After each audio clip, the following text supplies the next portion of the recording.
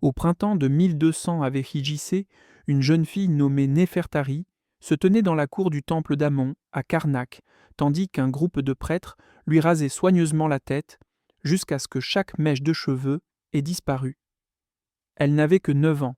Son père, un fonctionnaire de Baran, l'avait amenée au temple 3 jours plus tôt.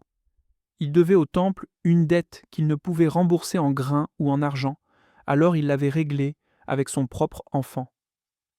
Néfertari ne comprenait pas pleinement ce qui se passait. Son père lui avait dit qu'elle recevait un grand honneur, qu'elle servirait les dieux et qu'elle devrait être fière et obéissante. Mais quand le rasoir, de bronze froid, racla son cuir chevelu, enlevant les longues tresses noires qu'elle portait autrefois avec fierté, Néfertari se mit à pleurer. Une prêtresse plus âgée la frappa au visage. « Les servantes du Dieu ne pleurent pas, dit la femme d'un ton sec. Tu n'as plus de larmes, plus de nom. Tu appartiens à Aymon maintenant, et Aymon ne tolère pas la faiblesse. » Ce moment marqua le début de la nouvelle existence de Néfertari, une vie qui durerait 43 ans, une vie construite sur l'enfermement, le contrôle et l'exploitation systématique, cachée derrière des murs peints de scènes de perfection divine. Elle ne quitterait plus jamais le temple, ne se marierait jamais, ne posséderait jamais de biens et ne déciderait jamais de ce qui arrivait à son corps ou à son avenir. Mais voici ce que la plupart des gens ne réalisent jamais. Néfertari n'était pas seule.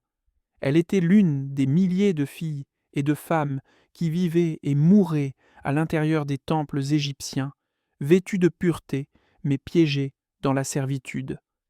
Elle portait des titres qui sonnaient sacrés. Épouse du Dieu, servante du Dieu, main de la déesse, les pures. Mais derrière ces beaux noms se cachait un système qui détruisait des vies. C'est la vérité que les hiéroglyphes ne vous diront jamais. Et ce qui suit n'est pas un mythe. C'est documenté dans des papyrus, des archives de temples et des registres anciens. C'est l'histoire de la façon dont le pouvoir religieux peut être déformé pour contrôler et exploiter les vulnérables. Si vous voulez découvrir les coins les plus sombres de l'histoire humaine, aidez cette chaîne à grandir. Appuyez sur like et abonnez-vous parce que ce qui vient ensuite est bien plus sombre que vous ne l'imaginez. Quand les gens d'aujourd'hui entendent parler de vierges, du temple ou de prêtresses d'Égypte, ils imaginent quelque chose de gracieux.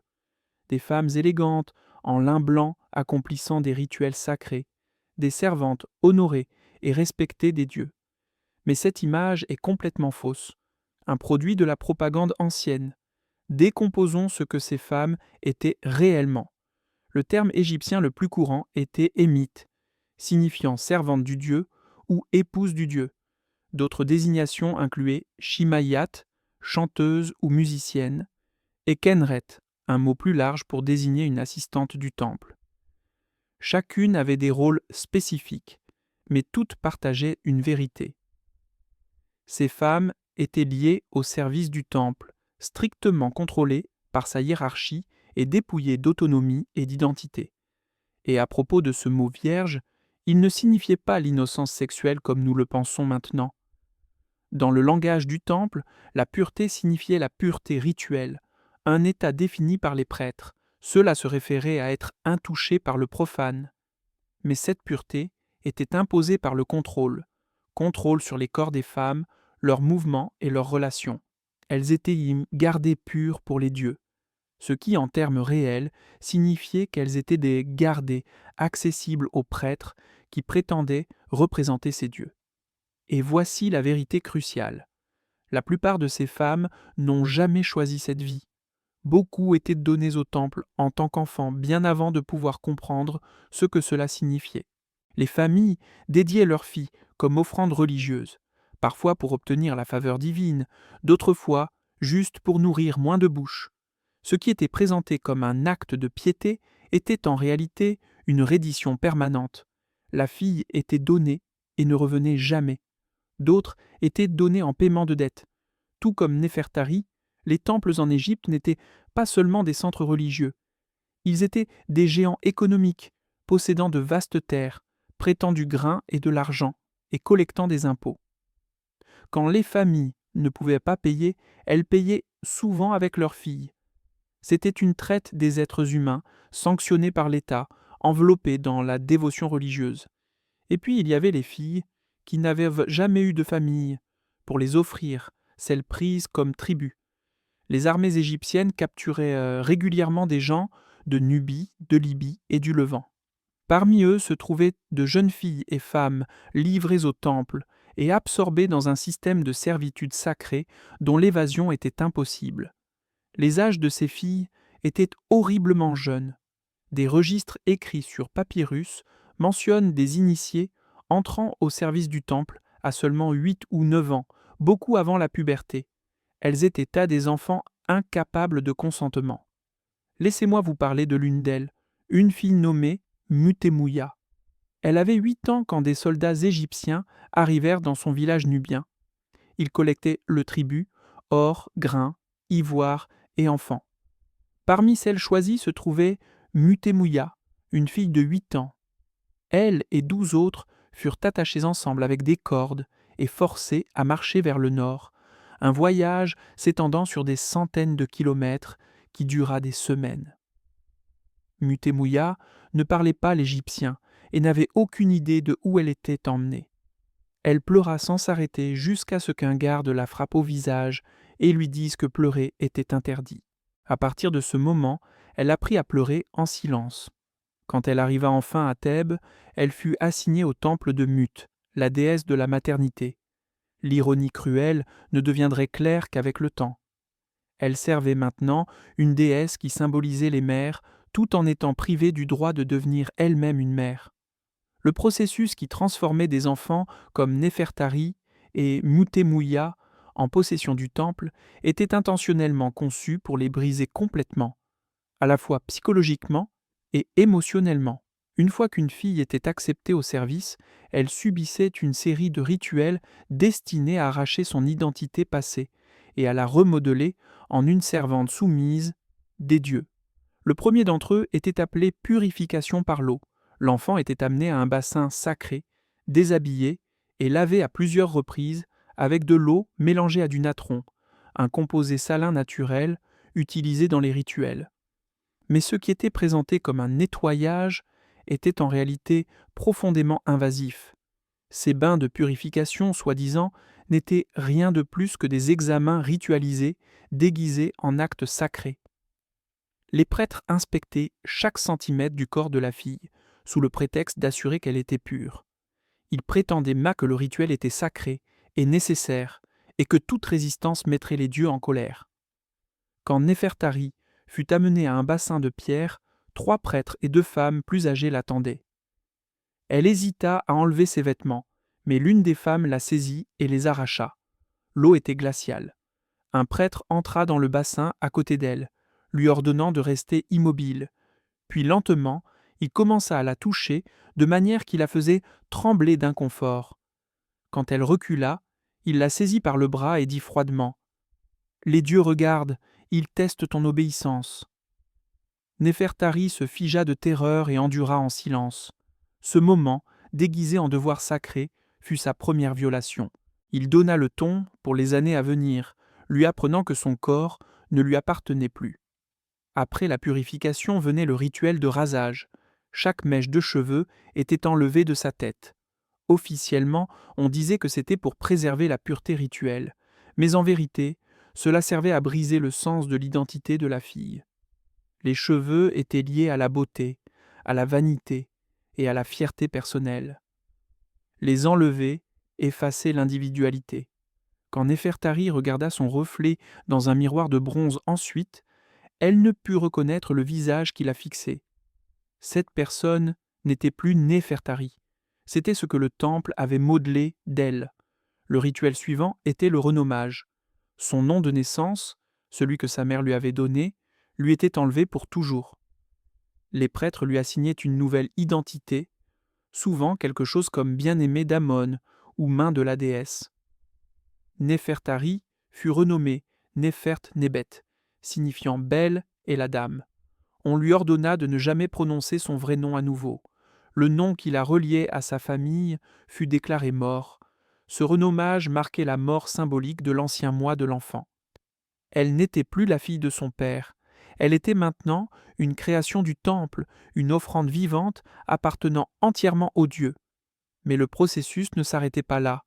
Après le nettoyage, le rasage et le renommage, venait le rituel le plus sombre de tous, la cérémonie du mariage divin. Chaque fille était symboliquement mariée au Dieu qu'elle était destinée à servir. Le temple présentait cela comme un grand honneur. L'enfant était vêtu de fin lin blanc, sa tête chauve couverte d'une perruque ornée, et son corps paré de bijoux. Elle était amenée devant la statue de la divinité, où elle jurait des vœux de service éternel. Les prêtres récitaient des mots rituels comme si le Dieu lui-même parlait à travers eux. Ils acceptaient la fille comme l'épouse du Dieu. Quand Mutemuya subit ce rituel, elle avait 10 ans. Vêtue de lin blanc soyeux, son petit corps brillant d'ornements dorés, elle fut conduite dans le sanctuaire intérieur, une chambre sombre, dominée par la figure imposante de la déesse Mut. Le grand prêtre commença à chanter dans l'ancienne langue sacrée, prétendant que c'était la voix de Mut elle-même. Il proclama que Mutemuya était choisie, pure et bénie pour devenir l'épouse de la déesse, puis il lui ordonna de répéter les mots.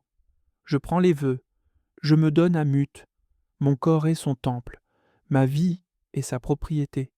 Je servirai dans la pureté et l'obéissance pour toujours. » Elle répéta chaque phrase sans hésitation, sans comprendre ce qu'elle signifiait vraiment. Ce moment la lia au temple pour le reste de sa vie. Les prêtres l'enregistrèrent comme une union sacrée.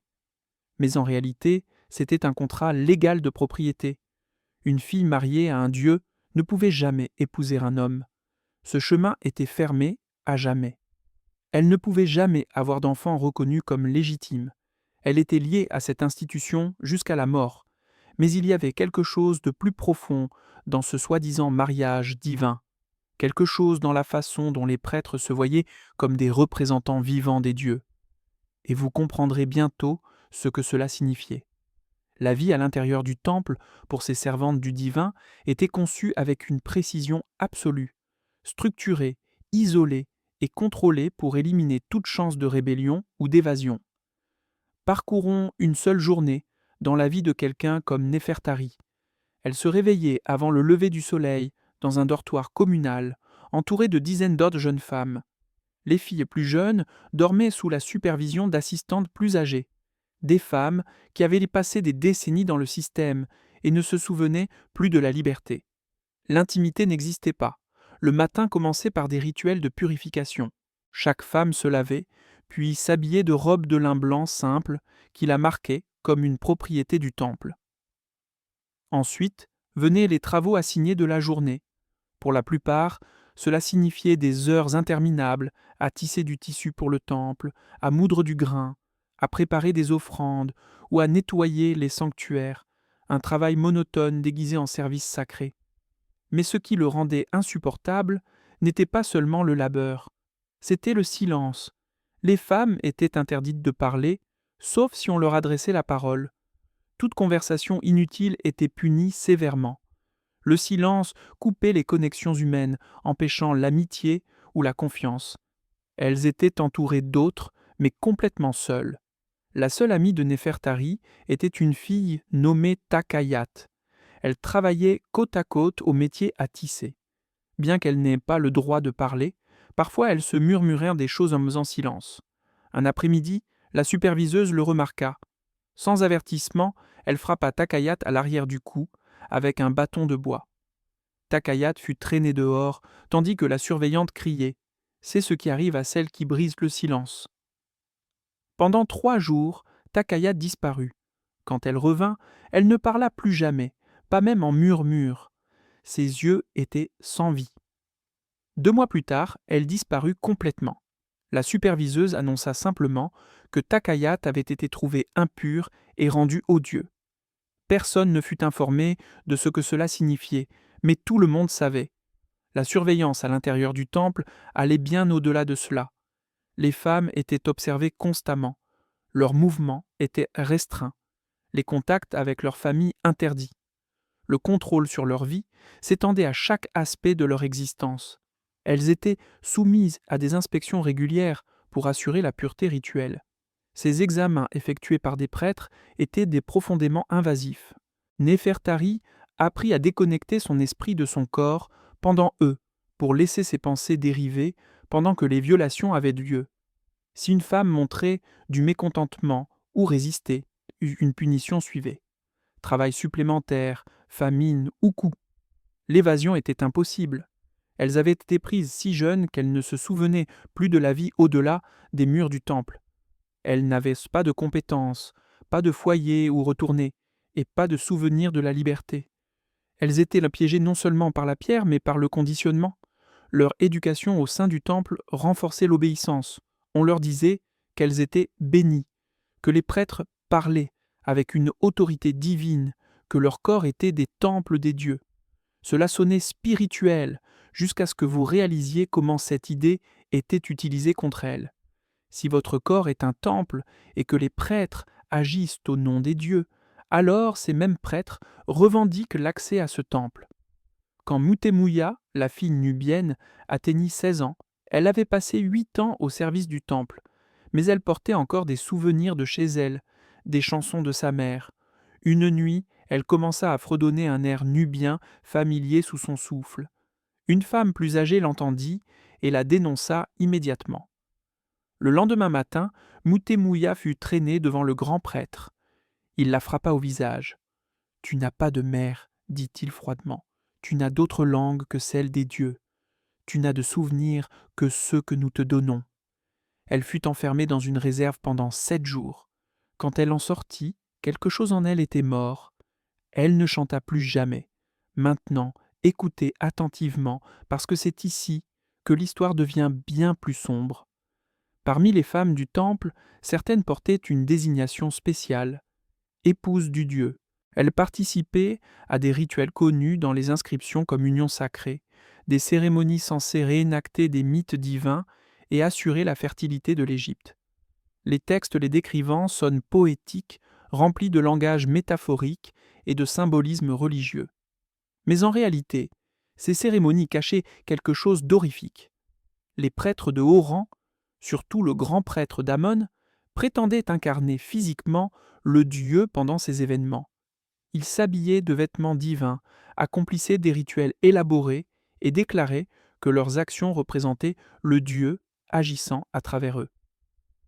Les femmes choisies pour ces cérémonies étaient informées qu'elles étaient sur le point de recevoir la bénédiction du dieu. Elles étaient amenées dans les sanctuaires intérieurs et averties que la résistance apporterait la colère divine, que la défiance pourrait condamner toute l'Égypte. Et puis les prêtres, revendiquant un droit divin, accomplissaient ce qu'ils appelaient le mariage sacré du Dieu. Soyons clairs, ce n'étaient pas des unions sacrées, c'étaient des actes de coercition, des rencontres entre des hommes puissants et des femmes impuissantes, endoctrinées depuis l'enfance, à croire que leur corps appartenait au Dieu. Quand Néfertari fut sélectionnée pour son premier rituel d'union sacrée, elle n'avait que 14 ans. On dit à Néfertari que le dieu Amon lui-même la bénirait. La nuit du rituel, elle fut conduite dans le sanctuaire intérieur du temple. L'air était lourd d'encens. Le grand prêtre, son visage caché derrière un masque orné, s'approcha et lui ordonna de se soumettre complètement. Néfertari ne comprenait pas ce qu'il voulait dire. Elle se figea quand ses mains se tendirent pour enlever ses vêtements. Puis elle comprit et recula instinctivement, mais les autres prêtres la rassurèrent, murmurant que c'était la volonté du Dieu. Le grand prêtre l'avertit que refuser serait un blasphème, une insulte à Ammon lui-même. Ce qui suivit fut enregistré comme une union sacrée réussie. Mais Néfertari connaissait la vérité. Ce n'était pas sacré. C'était une violation enveloppée dans un viol rituel déguisé en religion. Certaines femmes étaient forcées de participer à ces soi-disant unions plusieurs fois. Pire encore, un certain nombre d'entre elles conçurent des enfants. Ces enfants étaient officiellement déclarés bénis. Pourtant, ils constituaient une preuve irréfutable de ce qui avait été fait à leur mère. Les filles étaient élevées pour servir les temples, tout comme leur mère l'avait fait. Les fils étaient formés pour devenir prêtres. Le cycle se perpétuait. À 16 ans, Néfertari réalisa qu'elle était enceinte. Elle fut déplacée dans un logement séparé où vivaient d'autres femmes enceintes, chacune d'elles victime du même système. Une femme plus âgée lui dit doucement « N'espère pas trop. Une fois que ton enfant sera sevré, il sera pris. Si c'est une fille, elle servira ici comme nous. Si c'est un garçon, les prêtres l'élèveront. Tu appartiendras toujours au temple, tout comme ton enfant. » Néfertari donna naissance à une fille. Pendant 3 brèves années, elle s'occupa de son enfant. Puis la fille fut emmenée pour commencer sa propre formation. Néfertari reprit ses devoirs, voyant sa fille seulement de loin dans les couloirs du temple, jamais autorisée à parler, jamais autorisée à la reconnaître. Regarder sa petite fille endurer le même processus de brisement qu'elle avait elle-même subi était la punition la plus cruelle de toutes. Maintenant, ce qui arrivait à celle qui osait résister était destiné à terrifier toutes les autres. Certaines femmes subissaient ce que les registres appellent dédicace au désert. Elles étaient traînées au-delà des murs du temple et laissées seules sous le soleil brûlant, sans nourriture ni eau, morts par exposition, lente et excruciating. Une telle femme était Kenut Mahet. Pendant un repas de midi, elle se leva soudain et cria « Ce n'est pas sacré. Ces hommes ne sont pas des dieux. Nous sommes des prisonnières. » Toute la salle se tut. Kenut Mahet fut saisie instantanément et emmenée dehors. Chaque femme du temple fut forcée de regarder tandis qu'elle était conduite dans le désert et abandonnée. Le lendemain matin, elles furent amenées à voir ce qui restait de son corps, déjà à moitié dévoré par des animaux sauvages. Le grand prêtre déclara « C'est le sort des impurs ». Mais la défiance de Kenut Mahet laissa un autre genre d'héritage. Elle apprit aux autres que la rébellion devait être silencieuse et invisible. La résistance survivait dans des significations secrètes, cachées dans des chansons, dans de brefs regards échangés pendant les prières, ou dans de petits actes de défiance, comme des erreurs délibérées de tissage qui formaient de faibles mots tels que « je résiste ». La plupart des femmes du temple mouraient entre ces murs, passant des vies entières en service forcé. Quand elles mouraient, elles étaient enterrées dans des fosses communes non marquées, leur nom effacé de la mémoire. Quand Néfertari mourut à 52 ans, son corps fut placé dans une fosse à côté de 3 autres femmes. Pas de cercueil, pas de rite funéraire. Sa fille, maintenant adulte et servant la même institution, fut interdite de faire son deuil. L'ordre était simple. Oublie qu'elle a jamais existé. Pourtant, certaines d'entre elles refusaient de disparaître entièrement.